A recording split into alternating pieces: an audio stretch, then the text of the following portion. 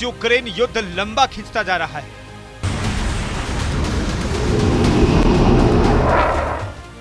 ढाई महीने से ज्यादा का वक्त बीत चुका है, युद्ध जारी है। रूस ने ऐसा बिल्कुल भी नहीं सोचा होगा। रूस तो बस इसे चंद दिनों की बात मानकर ही आगे बढ़ा होगा, लेकिन ऐसा हो नहीं रहा। रूसी सेना बम बारूद से यूक्रेन को तबाह कर रही है। तस्वीरें बता रही हैं कि यूक्रेन के हालात बिल्कुल भी ठीक नहीं हैं।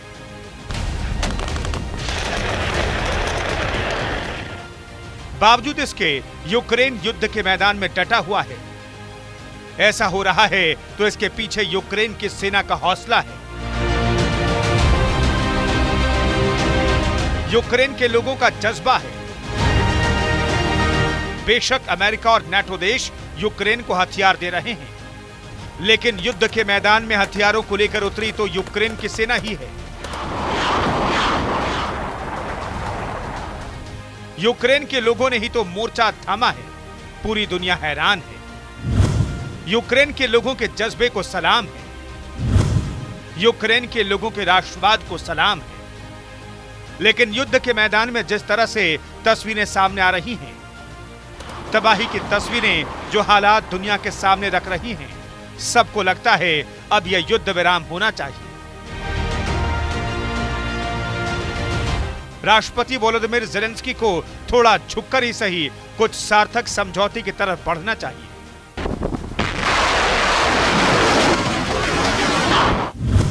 यूनाइटेड नेशन के आंकड़े बताते हैं कि इस युद्ध में 9 मई तक यूक्रेन के 3,459 नागरिकों की मौत हो चुकी है, जिनमें 238 बच्चे भी शामिल हैं।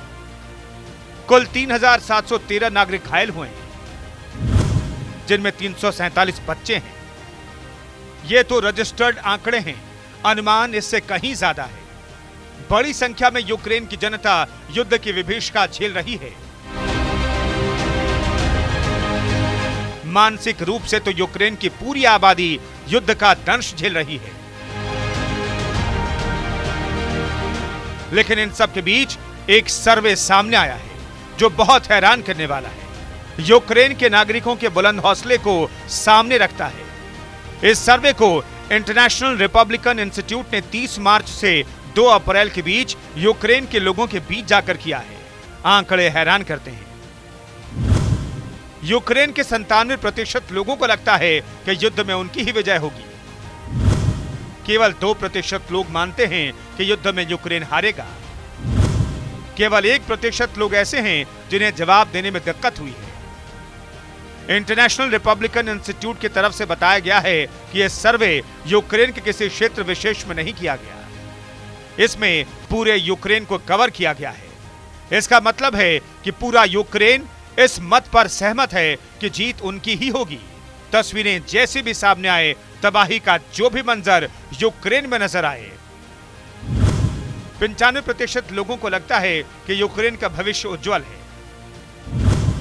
केवल 2% लोग यूक्रेन के भविष्य को लेकर निराश दिखे। केवल 3% लोगों से इस सवाल का कोई जवाब नहीं मिला।